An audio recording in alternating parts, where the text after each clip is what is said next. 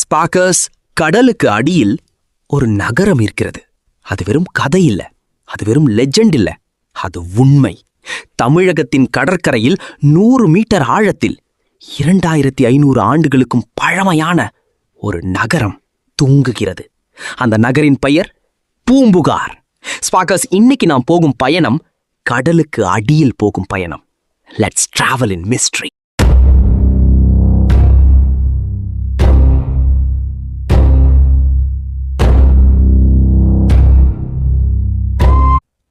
Sparkers, முதல்ல ஒரு கேள்வி.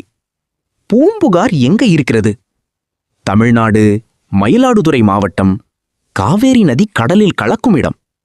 அது ஒரு காலத்தில் உலகின் மிக பெரிய துறைமுக நகரம். ஆரம்பகால சோழ மன்னர்களின் தலைநகரம். தென்னிந்தியாவை south east Asia, Roman empire, கிரீஸுடன் இணைத்த நகரம் பூம்புகார்.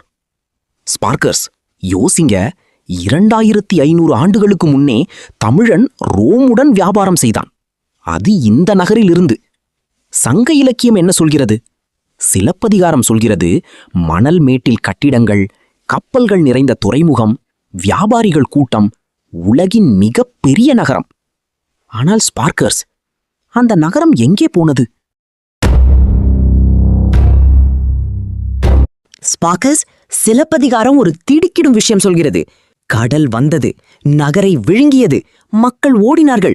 ஆனால் நகரம் மீண்டு வரவில்லை. ஸ்பார்க்கர்ஸ், இது வெறும் கவிதையா? இல்லை. உலகின் கடைசி ஐசேஜ் முடிந்தபோது 12000 முதல் 7000 ஆண்டுகளுக்கு முன்பு உருகிய பனிப்பாறைகள் கடல் மட்டத்தை 100 மீட்டருக்கும் அதிகமாக உயர்த்தின. அந்த நேரத்தில் கடற்கரை நகரங்கள் எல்லாம் கடலுக்கு சென்றன. பூம்புகாரும் அதே கதைதான் ஸ்பார்க்கர்ஸ். சுனாமி அல்லது கடல் மட்ட உயர்வால் பூம்புகார் மூழ்கியது என்று ஆய்வுகள் சொல்கின்றன. ஒரு நாள் உலகின் மிகப்பெரிய துறைமுக நகரம் கடலுக்கு சென்றது. மக்கள் ஓடினார்கள். ஆனால் நகரம் மீண்டு வரவில்லை.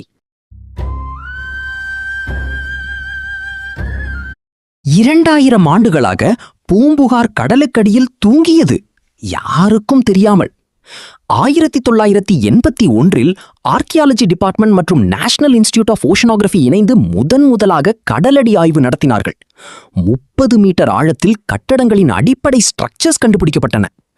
யோசிங்க, 30 மீட்டர் ஆழத்தில் கட்டடங்கள். ஆனால் அதைவிட ஷாக்கிங்கானது 2019 வந்தது. எண்ணெயோட்டி ரிசர்ச் வெசல்ஸ் பூம்புகார் கடற்கரையிலிருந்து 40 கிலோமீட்டர் தொலைவில் 50 முதல் 100 மீட்டர் ஆழத்தில் harbour, dockyards, human settlements, lighthouse இருந்த ஸ்ட்ரக்சர்ஸ் கண்டுபிடித்தன. Sparkers, harbour, dockyards, human settlements, lighthouse, இவையெல்லாம் 100 மீட்டர் ஆழத்தில்.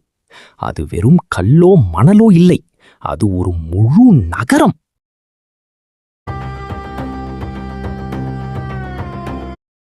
இப்போது மிகவும் இம்பார்ட்டன்ட் கொஸ்டின். பூம்புகார் எத்தனை பழமையானது? முதலில் சொன்னார்கள் 2500 ஆண்டுகள், பிறகு சொன்னார்கள் 5000 ஆண்டுகள்.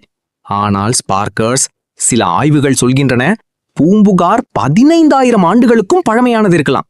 ஆனால் இதன் எக்ஸாக்ட் ஏஜ் இன்னும் டிபேட்ல இருக்கிறது. 15000 ஆண்டுகள் ஸ்பார்க்கர்ஸ், அது எவ்வளவு பழமையானது தெரியுமா?